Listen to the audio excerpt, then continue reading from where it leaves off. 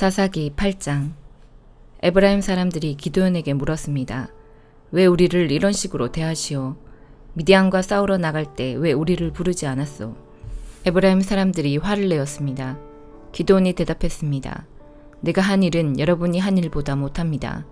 여러분 몇 명이 한 일이 아비에셀 사람 모두가 한 일보다 더 낫습니다. 하나님은 여러분이 미디안 왕인 오렙과 스앱을 사로잡도록 해주셨습니다. 내가 한 일을 어떻게 여러분이 한 일과 비교할 수 있겠습니까? 에브라임 사람들은 기드온이 하는 그 말을 듣고 더 이상 화를 내지 않았습니다. 기드온과 그의 군사 300명이 요단강에 이르렀습니다. 그들은 지쳐 있었지만 강을 건너 계속 적을 뒤쫓았습니다. 기드온이 숫곳 사람들에게 말했습니다. 내 군사들에게 빵을 좀 주시오. 그들은 매우 지쳐 있소. 나는 미디안 왕인 세바와 살문나를 뒤쫓고 있소. 그러나 숫곳의 지도자들은 거절했습니다. 우리가 왜 당신의 군사들에게 빵을 주어야 합니까? 당신은 아직 세바와 살문나를 사로잡지 못했지 않습니까? 기드온이 말했습니다. 여호와께서는 내가 세바와 살문나를 사로잡도록 도와주실 것이요. 그들을 사로잡은 후에는 광야의 가시와 찔레로 당신들의 살을 찢어놓고 말 것이요. 기드온은 숫곳을 떠나 브누엘 성으로 갔습니다. 기드온은 숫곳 사람들에게 그랬던 것처럼 그곳에서도 먹을 것을 좀 달라고 했습니다. 그러자 브누엘 사람들도 숫곳 사람들과 똑같은 대답을 했습니다. 그래서 기드온이 브누엘 사람들에게 말했습니다. 내가 승리를 거두고 이리로 돌아올 때 반드시 이 탑을 무너뜨릴 것이요. 세바와 살문나와 그들의 군대는 갈굴성에 있었습니다. 동쪽에서 온 군대 중에서 이미 12만 명은 죽고 15,000명가량 남았습니다. 기드온은 천막에서 사는 사람들의 길을 이용했습니다. 그 길은 노바와 욕보하의 동쪽에 있습니다. 기드온은 적군이 생각할 겨를을 가지지 못하도록 갑자기 공격했습니다. 미디안의 왕인 세바와 살문나가 도망쳤지만 기드온은 그들을 뒤쫓아가서 사로잡았습니다. 기드온과 그의 군대들은 적군을 물리쳐서 이겼습니다. 요아스의 아들 기드온은 헤르스의 비탈 싸움터에서 돌아왔습니다. 기드온은 숫곳에서 온 한 젊은이를 붙잡아서 그에게 몇 가지를 물어봤습니다. 그 젊은이는 기드온에게 숫곳의 지도자들과 장로들의 이름 77명을 적어주었습니다. 그 후 기드온은 숫곳에 이르렀습니다. 기드온이 그 성 사람들에게 말했습니다. 여기에 세바와 살문나가 있소. 당신들은 우리가 왜 당신의 군사들에게 빵을 주어야 합니까? 당신은 아직 세바와 살문나를 사로잡지 못했지 않습니까? 라고 말하면서 우리를 조롱하였소. 그리고 나서 기드온은 그 성의 장로들을 붙잡아서 광야의 가시와 찔레로 벌하였습니다. 기드온은 또 브누엘 탑도 무너뜨리고 그 성 사람들을 죽였습니다. 기드온이 세바와 살문나에게 물었습니다. 너희들이 다볼산에서 죽인 사람들은 어떻게 생겼었느냐? 세바와 살문나가 대답했습니다. 그들은 당신처럼 생겼소. 모두가 다 왕처럼 생겼소. 기드온이 말했습니다. 그 사람들은 내 형제들이며 내 형제의 아들들이다. 살아계신 여호와를 가리켜 맹세하지만 너희들이 그들을 살려주었으면 나도 너희들을 죽이지 않았을 것이다. 그리고 나서 기드온은 자기 맏아들인 여델을 향하여 이들을 죽여라 하고 말했습니다. 그러나 여델은 아직 어린아이여서 칼을 뽑는 것을 두려워했습니다. 그때 세바와 살문나가 말했습니다. 이보시오. 당신이 우리를 죽이시오. 사내가 할 일을 어린애에게 맡기지 마시오. 기드온이 일어나 세바와 살문나를 죽였습니다. 그리고 그들의 낙타목에 걸려있는 장식을 떼내어 가졌습니다. 이스라엘 백성이 기드온에게 말했습니다. 당신은 우리를 미디안의 손에서 구했습니다. 그러니 이제 우리를 다스리십시오. 당신과 당신의 자손들이 우리를 다스리기를 원합니다. 그러나 기드온은 이렇게 대답했습니다. 여호와께서 여러분을 다스리실 것입니다. 나와 내 아들은 여러분을 다스리지 않을 것입니다. 기드온이 또 말했습니다. 여러분에게 한 가지만 부탁하겠습니다. 여러분이 싸우는 동안 얻은 물건 중에서 금 귀고리를 하나씩 나에게 주십시오. 이번 싸움에서 진 사람들 중에는 이스마엘 사람들도 있었는데 그들은 모두 금 귀고리를 달고 다녔습니다. 그러자 이스라엘 백성은 기드온에게 기꺼이 드리겠습니다 하고 말했습니다. 그런 다음 이스라엘 백성은 땅 위에 외투 한 벌을 벗어놓았고 모두가 그 외투 위에 귀고리를 하나씩 던졌습니다. 그렇게 해서 모은 귀고리의 무게는 금 1700세겔가량이었습니다. 그 외에 이스라엘 백성은 기드온에게 장식품과 목걸이와 미디안 왕들이 입던 자주색 옷도 주었습니다. 기드온은 금을 가지고 에봇을 만들어 자기 고향인 오보라에 두었습니다. 그랬더니 모든 이스라엘 백성이 하나님을 섬기지 않고 그 에봇을 섬겼습니다. 그 에봇은 기드온과 그의 가족들이 죄를 짓게 만드는 덫이 되었습니다. 미디안은 이스라엘의 다스림을 받게 되었고 더 이상 말썽을 일으키지 못했습니다. 그래서 기드온이 죽기까지 40년 동안 그 땅은 평화로웠습니다. 요아스의 아들 기드온은 자기 고향으로 돌아가 살았습니다. 기드온은 아내가 많았기 때문에 아들이 70명이나 있었습니다. 기드온에게는 세겜에 사는 첩이 한 명 있었는데 이 여자에게도 기드온의 아들이 있었습니다. 기드온은 그 아들의 이름을 아비멜렉이라고 붙여주었습니다.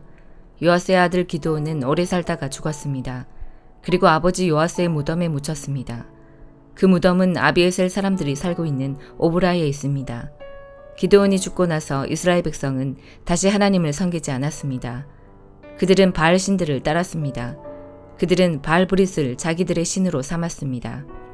이스라엘의 하나님께서 이스라엘을 그 주변에 사는 모든 적들한테서 구원해 주셨는데도 불구하고 이스라엘 사람들은 여호와 자기들의 하나님을 기억하지 않았습니다. 여룻바알이라고 하는 기드온이 이스라엘을 위해 좋은 일을 많이 했지만 이스라엘은 기드온의 가족에게 친절을 베풀지 않았습니다. 사도행전 12장. 이 무렵 헤롯 아그리빠 왕은 교회에 속한 몇 사람을 박해하려는 계획을 가지고 그들을 사로잡았습니다. 그는 요한의 형제 야고보를 칼로 죽였습니다. 헤롯은 유대인들이 이 일로 기뻐하는 것을 보고 베드로마저 잡으려 했습니다. 그때는 무교절 기간이었습니다. 헤롯은 베드로를 붙잡아 감옥에 넣고 군인 4명씩 네페에게 맡아 지키게 했습니다. 유월절이 지나면 베드로를 끌어내어 사람들 앞에서 재판할 작정이었습니다. 그래서 베드로는 감옥에 갇혔고 교회는 베드로를 위해 하나님께 열심히 기도했습니다. 헤롯이 베드로를 끌어내려던 전날 밤이었습니다. 베드로는 두 군인 사이에서 사슬에 묶인 채 잠들어 있었고 문 앞에는 경비병이 문을 지키고 있었습니다. 갑자기 주님의 천사가 나타나고 환한 빛이 감옥을 비추었습니다. 천사가 베드로의 옆구리를 쳐서 깨우며 어서 일어나라고 말했습니다.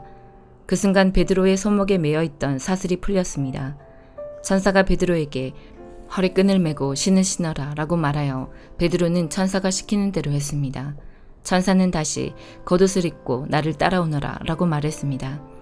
베드로는 천사를 따라 밖으로 나가면서도 천사가 하는 일이 꿈인지 생시인지를 알지 못했습니다. 베드로는 자기가 환상을 보고 있다고 생각했습니다. 천사와 베드로가 첫 번째 경비병과 두 번째 경비병을 지나 성으로 통하는 철문에 이르자 철문이 저절로 열렸습니다. 그들이 문을 나와 거리를 한 구역 걸을 때에 갑자기 천사는 베드로를 떠나 어디론가 사라져 버렸습니다. 그제서야 비로소 베드로는 정신이 들어 혼잣말로 중얼거렸습니다. 이제야 나는 이 모든 것이 실제라는 것을 알겠다. 주님께서 천사를 보내어 나를 헤롯의 손에서 그리고 유대인들의 모든 괴략에서 구하셨다. 이런 사실을 깨닫고서 베드로는 마가라고도 하는 요한의 어머니 마리아의 집으로 갔습니다. 그곳에는 많은 사람이 모여서 기도하고 있었습니다. 베드로가 바깥문을 두드리자 로데라는 여종이 문을 열어주러 나왔습니다. 여종은 베드로의 목소리를 알아듣고 너무나 기뻐서 문을 열어주는 것도 잊은 채 안으로 달려가 사람들에게 베드로가 문 밖에 와 있다고 알렸습니다. 그러자 사람들은 여종에게 네가 미쳤구나 하고 말했습니다. 그러나 여종이 계속해서 참말이라고 우기자 사람들은 그렇다면 베드로의 천사인가 보다 라고 말했습니다. 이런 중에도 베드로는 계속 문을 두드리고 있었습니다. 문을 연 사람들은 베드로를 보고 깜짝 놀랐습니다. 베드로가 그들에게 조용히 하라고 손짓을 한 뒤에 주님께서 자기를 감옥 밖으로 인도해내신 일을 설명해 주었습니다. 그리고 이 일을 야고보와 다른 형제들에게도 알리시오 라고 말하고 다른 곳으로 떠났습니다. 다음날 아침 군인들 사이에서는 베드로가 없어진 일로 한바탕 큰 소동이 일어났습니다. 헤롯 아그리빠는 철저하게 수색하여 베드로를 찾으라고 명했으나 그를 찾을 수 없었습니다. 그래서 그는 경비병들을 심문한 뒤에 대신 그들을 처형하라고 명령하였습니다. 그 후에 헤롯은 유대를 떠나 가이사랴로 가서 얼마 동안을 지냈습니다. 한편 두로와 시돈 사람들은 헤롯에게 몹시 노여움을 사고 있었습니다. 그래서 그들은 무리를 지어 헤롯에게 갔습니다. 그들은 왕이 내실 시종인 블라스도를 회유하여 그의 도움을 받아 헤롯에게 화해를 요청했습니다. 이는 이들 지방 사람들이 헤롯의 영토에서 식량을 공급받았기 때문입니다. 약속한 날 헤롯은 왕의 복장을 하고 왕자에 앉아 그들에게 연설을 하였습니다. 그러자 군중들은 이것은 사람의 소리가 아니라 신의 소리다 라고 외쳤습니다. 그러나 헤롯이 하나님께 영광을 돌리지 않았기 때문에 주님의 천사가 즉시 헤롯을 내리쳐서 헤롯은 벌레에 먹혀 죽고 말았습니다. 하나님의 말씀은 점점 더 널리 퍼져서 믿는 사람이 많아졌습니다. 바나바와 사울은 자기들의 사명을 다 마치고 마가라고도 하는 요한을 데리고 예루살렘에서 돌아왔습니다. 예레미야 21장. 이것은 시드기야 왕이 말기야의 아들 바스훌과 제사장 마아세야의 아들 스바냐를 예레미야에게 보냈을 때에 여호와께서 예레미야에게 하신 말씀입니다. 그때 그들은 이렇게 말했습니다. 우리를 위해서 여호와께 기도해 주십시오. 바빌로니아 왕 느부갓네살이 우리를 공격하려 합니다. 혹시 여호와께서 우리를 위해 기적을 일으켜 주시면 느부갓네살이 우리에게서 물러날 것입니다. 예레미야가 그들에게 대답했습니다. 시드기야 왕에게 이와 같이 전하시오. 이스라엘의 하나님 여호와께서 이렇게 말씀하셨다. 너희 손에는 전쟁 무기가 들려있다. 너희는 그 무기로 바빌로니아 왕과 바빌로니아 군대를 막는 데 쓰고 있다. 그러나 내가 그 무기들을 쓸모없게 만들겠다. 바빌로니아 군대가 성벽 밖에서 너희를 에워싸고 있는데 내가 곧 그 군대를 이 성 한가운데로 모으겠다. 나는 너희 때문에 크게 노했다. 나의 이 엄청난 분노를 참을 수가 없어서 내가 직접 손을 뻗어 힘센 팔로 너희와 싸우겠다. 사람이든 짐승이든 이 성에 사는 것은 다 치겠다. 그들은 무서운 병에 걸려 죽을 것이다. 여호와께서 또 말씀하셨다. 유다 왕 시드기야와 그의 신하들과 무서운 병과 칼과 굶주림에도 죽지 않고 이 성에 살아남은 사람들을 바빌로니아 왕 느부갓네살에게 넘겨주겠다. 모든 백성이 자기들의 목숨을 해하고자 하는 원수들의 손에 넘어갈 것이다. 그러면 느부갓네살은 그들을 칼날로 쳐 죽일 것이다. 느부갓네살은 그들을 불쌍히 여기거나 가엾게 여기지도 않으며 자비를 베풀지도 않을 것이다. 너는 예루살렘 백성에게 이와 같이 전하여라. 여호와께서 이렇게 말씀하셨다. 내가 생명의 길과 죽음의 길을 너희 앞에 두겠다. 누구든지 예루살렘 성 안에 머무르는 사람은 칼이나 굶주림이나 무서운 병 때문에 죽을 것이다. 그러나 예루살렘 성 밖으로 나아가 너희를 에워싸고 있는 바빌로니아 군대에게 항복하는 사람은 살 것이다. 누구든지 성을 빠져나가는 사람은 자기 목숨을 건질 것이다. 나는 이 성에 복을 내리지 않고 재앙을 내리기로 결정했다. 여호와의 말씀이다. 이 성을 바빌로니아 왕에게 주겠다. 그러면 그는 이 성을 불로 태워버릴 것이다. 유다의 왕실에도 이 말을 전하여라. 여호와의 말씀을 들어라. 다윗의 집아, 여호와께서 이렇게 말씀하셨다. 날마다 공정한 재판을 해야 한다. 강도당한 사람을 압제자들로부터 지켜주어야 한다. 그렇게 하지 않으면 내가 크게 노할 것이다. 너희가 악한 짓을 하였으므로 내 분노가 불처럼 타오를 것이며 아무도 그것을 끌 수 없을 것이다. 나 여호와가 말한다. 예루살렘아, 네가 산 한가운데 바위 평평한 곳에 앉아있으면서 그리고 이 골짜기 위에 앉아있으면서 아무도 우리를 칠 수 없고 아무도 우리의 굳건한 성으로 들어올 수 없다고 말하고 있다. 내가 네 행위대로 벌할 것이며 네 숲에 불을 질러 네 주변의 모든 것을 태워버릴 것이다. 나 여호와의 말이다. 마가복음 7장. 바리새파 사람들과 예루살렘에서 온 몇몇 율법학자들이 예수님께 왔습니다. 이들은 예수님의 제자들 가운데 몇 명이 더러운 손으로, 즉 씻지도 않은 손으로 빵을 먹는 것을 보았습니다. 바리새파 사람들과 모든 유대인들은 손을 씻기 전에는 결코 음식을 먹지 않습니다. 이것은 장로들의 전통을 지키는 것입니다. 시장에서 돌아오면 자신들의 몸을 깨끗하게 씻지 않고서는 음식을 먹지 않았습니다. 이 외에도 여러 가지 지켜야 할 일이 많았는데 컵이나 주전자, 냄비 그릇, 그리고 침들을 씻는 것이었습니다. 바리새파 사람들과 율법학자들이 예수님께 말했습니다. 어째서 선생님의 제자들은 장로들의 전통을 지키지 않고 더러운 손으로 음식을 먹습니까? 예수님께서 대답하셨습니다. 이사야가 너희와 같은 위선자들에 대하여 쓴 것이 옳구나. 이 백성들이 입술로는 나를 공경하나 마음은 내게서 멀구나. 헛되이 내게 예배를 드리고 사람의 훈계를 교리인 양 가르친다. 너희는 하나님의 계명은 무시하고 사람의 전통만 지키는구나. 예수님께서 그들에게 말씀하셨습니다. 너희는 너희의 전통을 지키려고 하나님의 명령을 그럴듯하게 무시하는구나. 모세는 네 아버지와 어머니를 공경하여라. 아버지나 어머니를 욕하는 사람은 반드시 죽으리라고 하였다. 그러나 너희는 아버지나 어머니에게 드리려던 것이 고르반, 즉 하나님께 드리는 예물이 되었다고 하면 그만이라고 한다. 그래서 자기 아버지나 어머니에게 아무것도 드리지 못하게 한다. 그러므로 너희는 너희들의 전통으로 하나님의 말씀을 깨뜨리고 있다. 너희는 이와 같은 일을 많이 하고 있다. 예수님께서 사람들을 다시 불러서 말씀하셨습니다. 너희 모두 내 말을 듣고 깨달아라.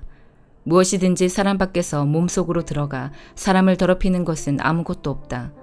사람에게서 나오는 것이 사람을 더럽힌다. 예수님께서 사람들과 헤어져 집에 들어오시자 제자들이 이 비유에 대해 물었습니다. 예수님께서 말씀하셨습니다. 너희는 아직도 깨닫지 못하겠느냐? 바깥에서 사람 속으로 들어가는 것이 사람을 더럽히지 못한다는 것을 깨닫지 못하느냐? 그것은 사람의 마음속에 들어가는 것이 아니라 배로 들어가서 뒤로 나간다. 그러므로 예수님께서는 모든 음식이 깨끗하다고 선언하셨습니다. 예수님께서 말씀하셨습니다. 사람에게서 나오는 것, 바로 그것이 사람을 더럽히는 것이다.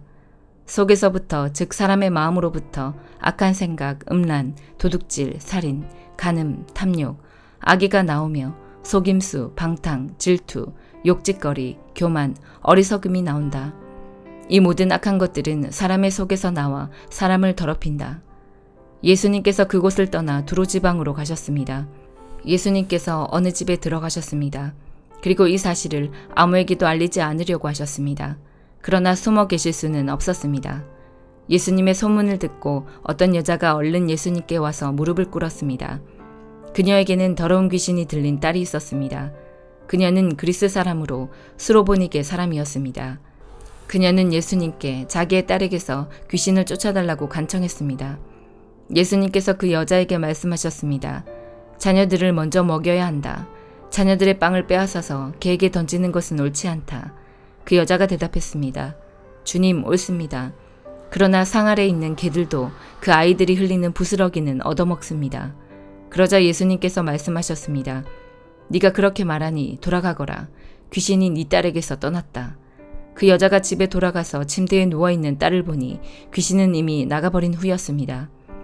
다시 예수님께서는 두로 지방을 떠나 시돈을 거쳐 데가볼리 지방에 있는 갈릴리 호수로 가셨습니다.